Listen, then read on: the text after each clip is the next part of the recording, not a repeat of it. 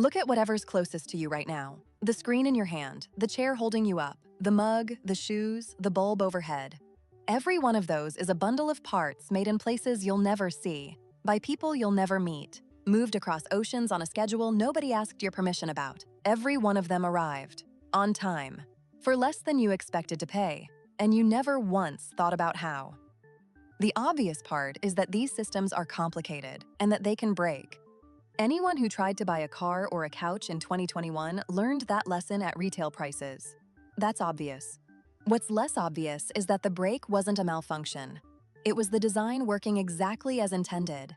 You were just seeing the invoice for the first time. Because a global supply chain isn't really a delivery system. It's a machine for converting slack into margin. Every buffer inside it, an extra week of inventory, a second supplier, an idle production line held in reserve, is a cost sitting on somebody's books, and somebody is paid to delete it. Once you can see that, a price tag reads like an instrument panel. It tells you how much reserve was stripped out of the world to make that number possible, and it tells you who's holding the risk that came out along with it. Start with the clean version, the one that's true as far as it goes. Make each thing where it's cheapest to make it. Move it to where it's wanted. If a facility in one country can produce a component for a fraction of what it costs somewhere else, and moving that component is nearly free, then it's simply irrational not to move it. The entire architecture of the modern world rests on that second condition. Moving things has to be nearly free. It didn't used to be. Before the mid-1950s, cargo was loaded by hand, piece by piece, barrels, crates, sacks, each one wrestled into a hold by teams of longshoremen. A ship could easily spend more time tied to a dock than crossing an ocean. Then, on April 26, 1956, a converted oil tanker called the Ideal X pulled out of Newark, New Jersey, with 58 metal boxes strapped above its deck, bound for Houston.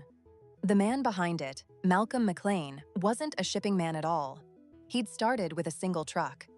Afterward, his accountants ran the numbers. Loading loose cargo the conventional way cost about $5.86 a ton.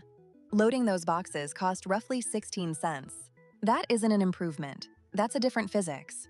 When the cost of distance collapses by that much, distance stops constraining where things get made.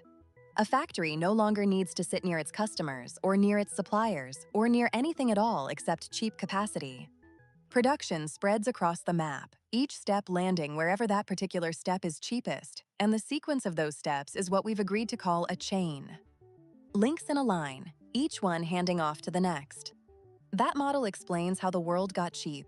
It explains almost nothing about how the world got fragile, because it omits the single variable that governs how the whole thing behaves under stress. That variable is slack. In post-war Japan, Toyota built a production philosophy around a reclassification that sounds like bookkeeping and was actually radical. Inventory is not an asset. Inventory is waste. A pallet of parts sitting in a warehouse is capital that's been turned into a stack of metal doing nothing. It costs money to store, it can be damaged, it can go obsolete, and worst of all, it hides problems. If a supplier is unreliable, 3 weeks of stock means you never find out. Strip the stock down to hours and every defect surfaces immediately because there's nothing left to absorb it. The logic is close to airtight. The savings are enormous, and over the following decades, essentially every manufacturer on Earth adopted some version of it. Which brings us to a Saturday morning in 1997. On February 1st of that year, a fire broke out at an Asin Seiki plant in Korea, Japan. The plant made a small brake component called a proportioning valve, used in effectively every Toyota vehicle. About 99% of them came out of that one building, machined on specialized tooling in roughly 200 variations. Toyota's assembly lines were holding something on the order of a day's supply. Some accounts put it at hours. Toyota was building around 4.5 million vehicles a year, and by that afternoon, a fire in a single building had put all of it on a countdown timer. Executives were told to expect the longest production shutdown in company history.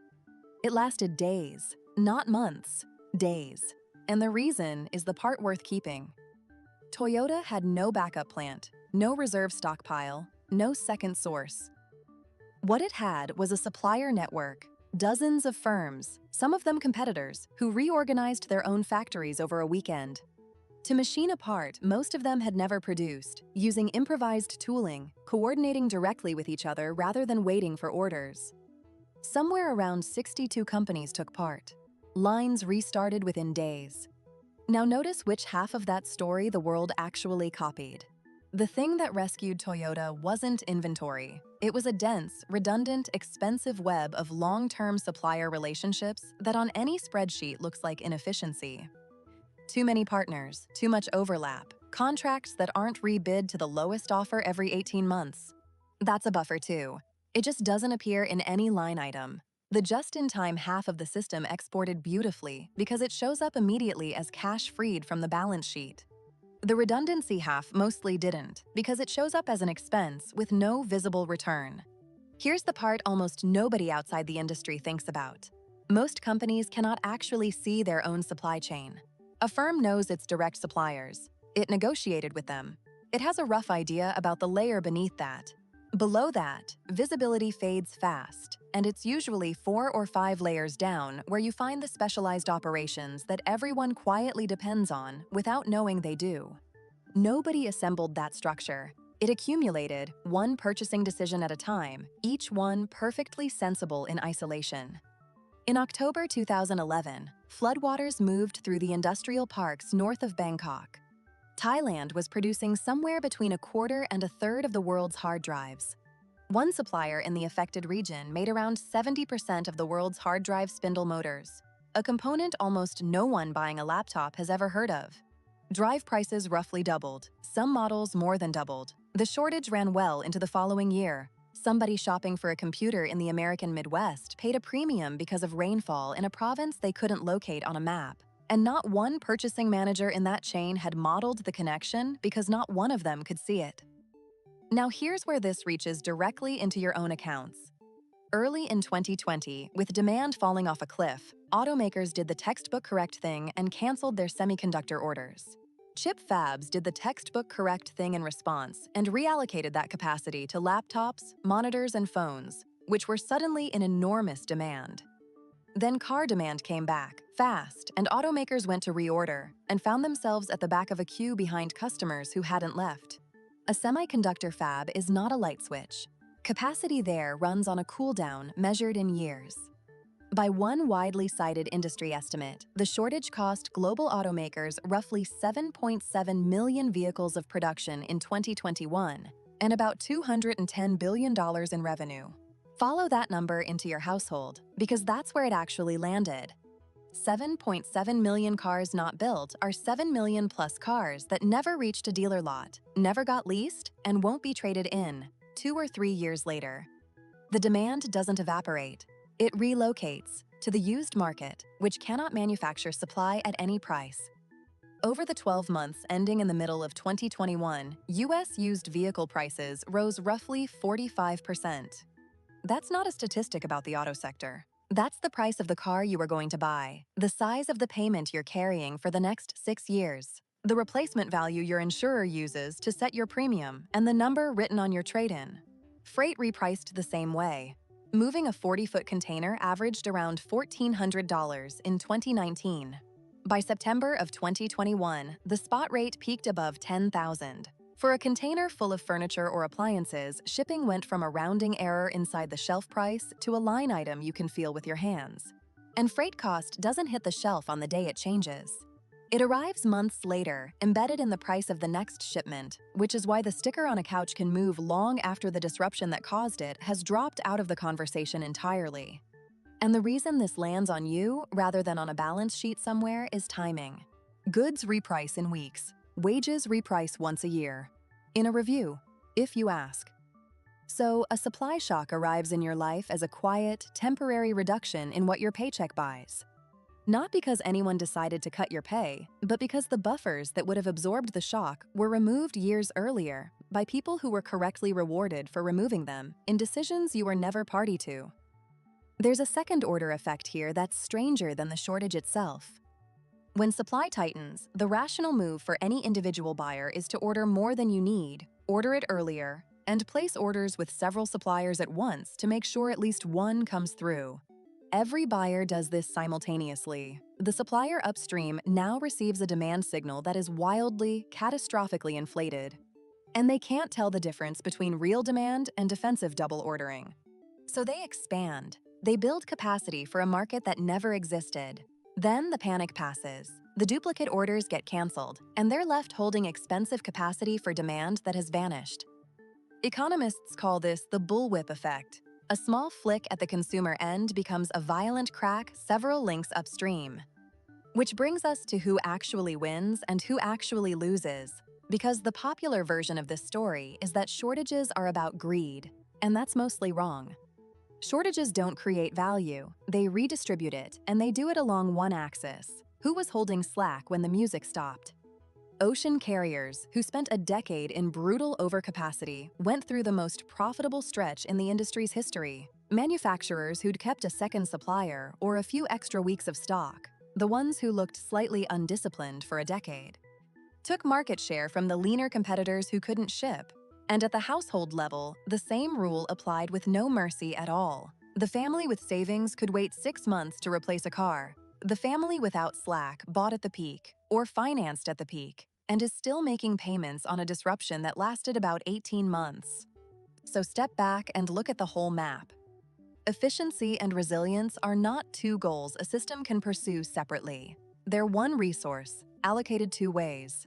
Anyone who's ever optimized a character build recognizes the shape of it immediately. You can pour every available point into output and end up with something devastating that dies to a single hit. A globally optimized supply chain is a glass cannon. That's not a flaw in the design, that is the design. And for decades, it delivered exactly what it promised. A standard of living built on goods that cost less than they have any historical right to. The reason it keeps drifting further toward the cannon isn't stupidity, it's an accounting asymmetry. The savings from deleting a buffer are immediate, measurable, and attributable to a specific person in a specific quarter. The cost of that deletion is deferred, diffuse, and lands on someone else. Another firm, another country, a customer 4 layers downstream, 3 years later. Nobody has ever been promoted for the disruption that didn't happen. And there's one more thing the map shows. When thousands of firms independently solve for the cheapest possible source, they don't spread out across the options. They converge on the same answer, the same supplier, the same port, the same strait. Which is what a meta is, everyone arriving at the identical build because it genuinely is the best one. And the whole field quietly ends up sharing a single point of failure that nobody selected. On March 23, 2021, one ship wedged itself sideways in the Suez Canal and held up an estimated $9.5 billion a day in trade for 6 days. No one designed that dependency. It emerged, one rational decision at a time.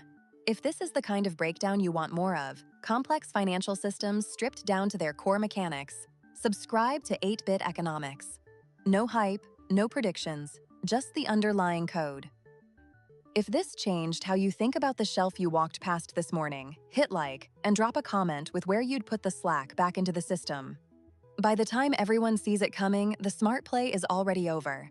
Here's what's worth carrying out of this. Every system you rely on is running at some setting between efficient and resilient. And that setting was almost certainly chosen by someone optimizing for the efficient end, because that's the end that pays out now, to them, in a form they can point at. Your own finances sit inside the same architecture, and they obey the same rule. Emergency savings look like idle capital earning nothing. A skill you don't currently use looks like wasted training. A second income stream you barely touch looks like inefficiency. Every one of those is a buffer, and every one of them is a return you're choosing not to earn. Right up until it's the only thing standing between a disruption and your household. That's the trap, and it's the same trap at every scale. Slack always looks like waste. It looks like waste right up to the second it becomes the only thing that works. And by then, the price of buying it back has already moved.